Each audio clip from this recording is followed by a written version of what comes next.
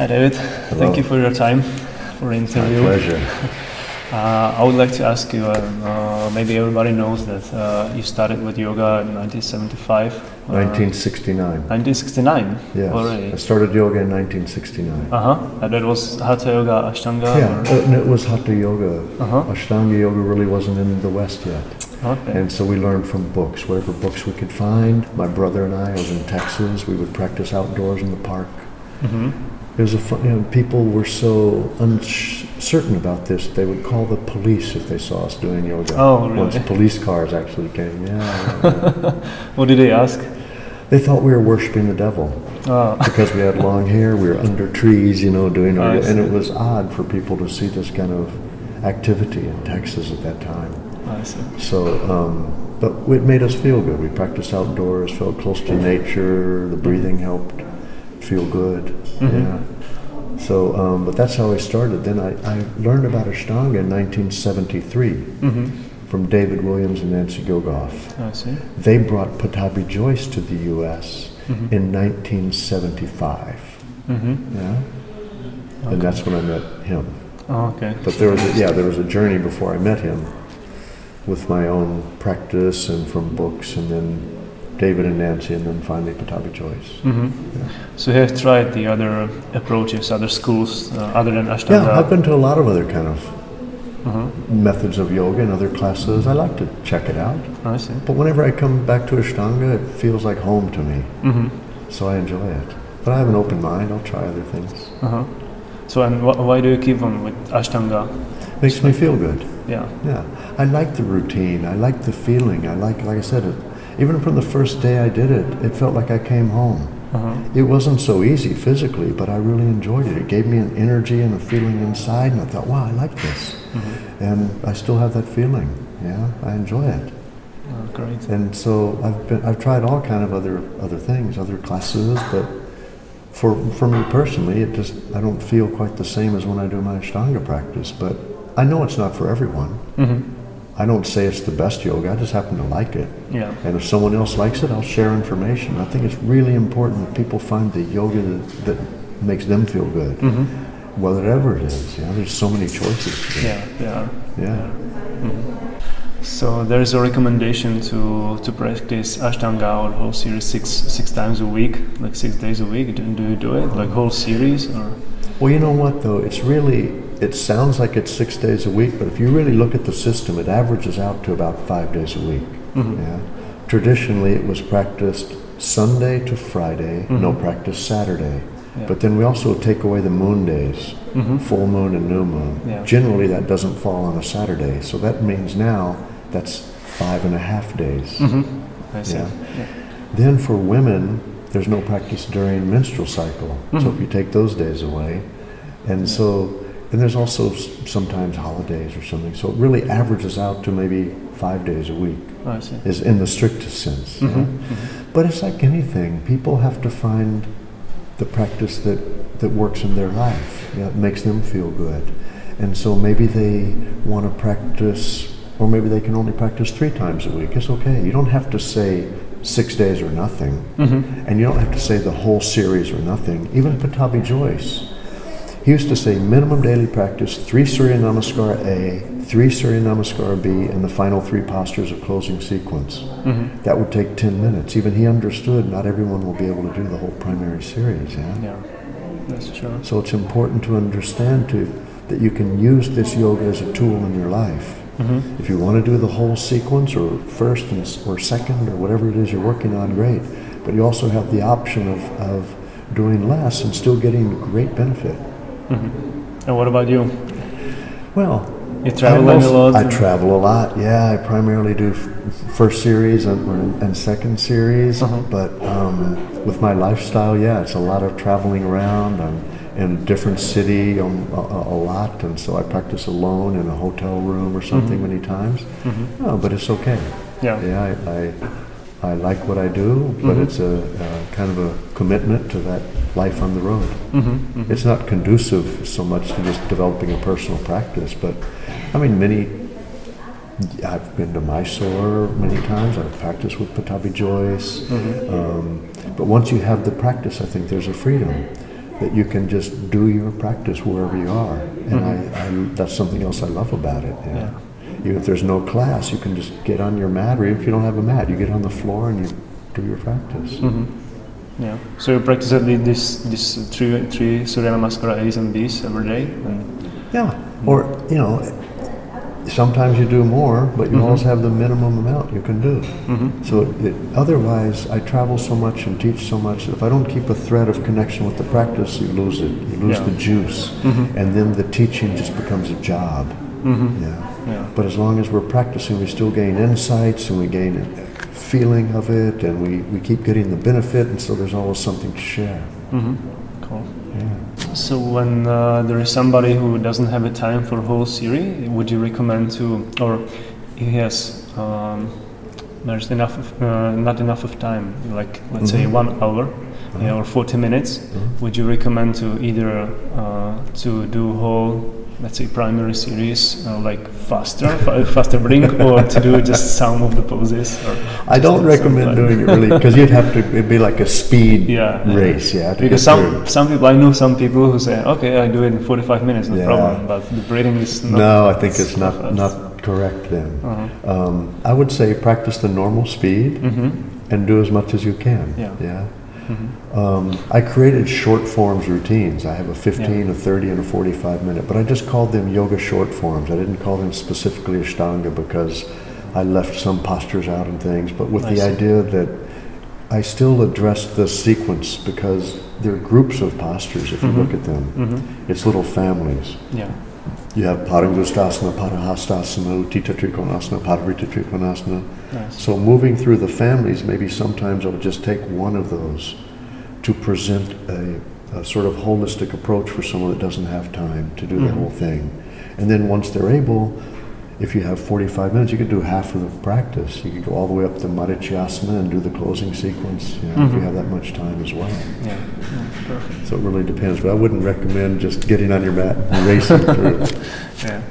Are you just practicing the asanas, or you do pranayama as well, or the other parts of yoga? Well, in Ashtanga we're taught asanas and pranayama. And the bigger picture of the 8 limbs is how we interact with the world around us after we do our asanas or our pranayama. The bigger practice is when we step off of the mat and how we deal with the rest of our day and our life. And this Ashtanga yoga, sometimes people say we're only doing asanas and pranayama. But the yamas and the niyamas are personal choices in life. I think this starts to happen and unfold even if we aren't aware of it. You see, when people start practicing yoga, things start to change. We become more aware of foods we're eating and things that make us feel good and things that don't make us feel good. Our choices become more holistic because we're making life choices around the idea of supporting our practice of yoga. So I believe that the 8 limbs, the potential for their presence is right there within the practice we're doing every day. If you look at, there's things like the ahimsa or non-violence, and there's training of all of this in how we do our asanas as well. I don't think that we have to compartmentalize and say, now I'm being physical, now I'm being energetic, now I'm being spiritual, now I'm being philosophical. Once someone asked Mahatma Gandhi, what is your religion? His answer to that person was this. He said, you follow me around, you come and live with me. See the clothes I wear, see the food I eat, hear the words from my mouth, see how I interact with other people. And so that's what I believe the real yoga is. There's the practice on the mat, but the bigger picture is everything else in the day.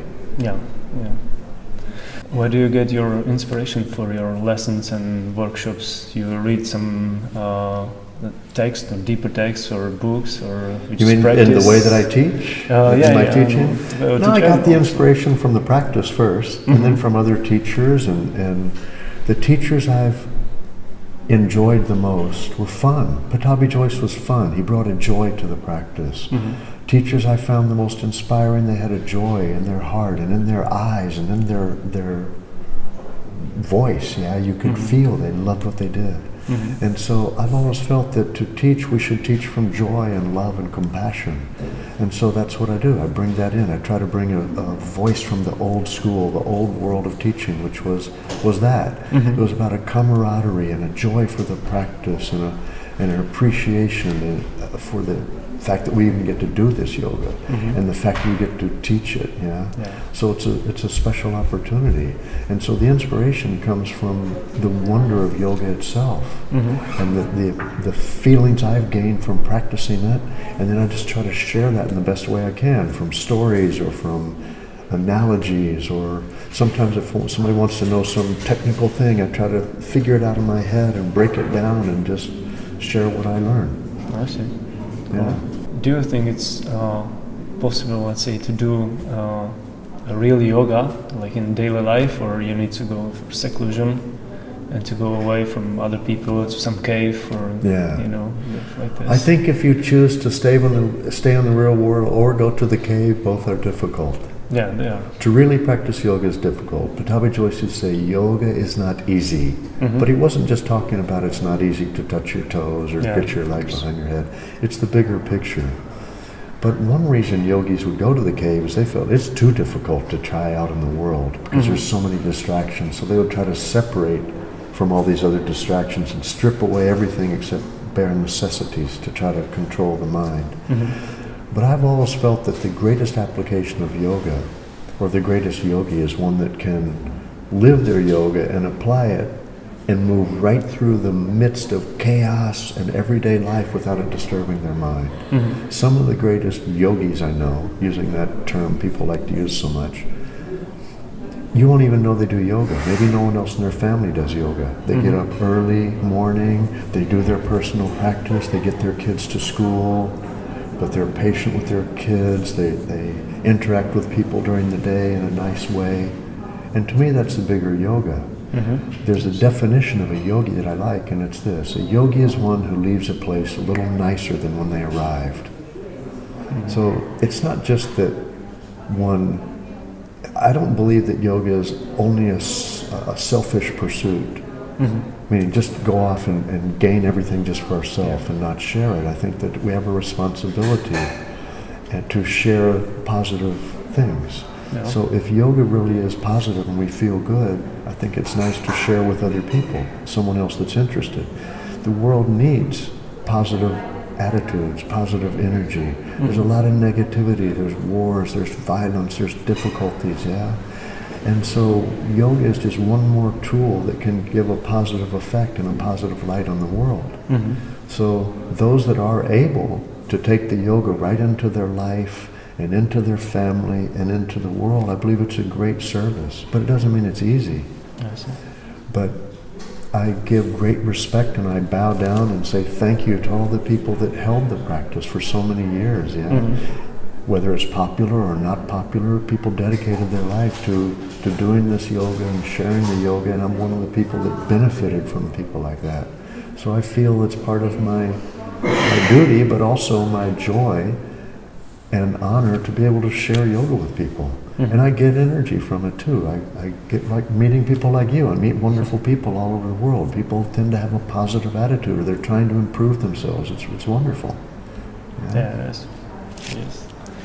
And last question is, do you have any core message or any key recommendation for people, or maybe for practitioners? For practitioners of yoga? You know, people ask me to sign books and things sometimes, and I give the same message a lot. I say, have fun practicing. But the reason I say this is, if we enjoy what we did today, we'll want to do it tomorrow. Because if you had fun practicing, if you enjoyed the practice, you'll keep practicing. So I think that's the best advice I've got, because the real guru is the practice itself. To me, a guru is not just a person. The teacher's duty is to encourage, to inspire, and to facilitate practice for the student, and to teach them everything they know about the practice. The real learning is going to come from their practice and their own journeys in life and their trials and errors, and the yoga is going to give them this tool of strength to carry on in a very clear manner. And so the greatest message I have is enjoy your practice. Okay. Thank you very much, David. Thank you. It's been my pleasure and an honor to be here. Thanks a lot.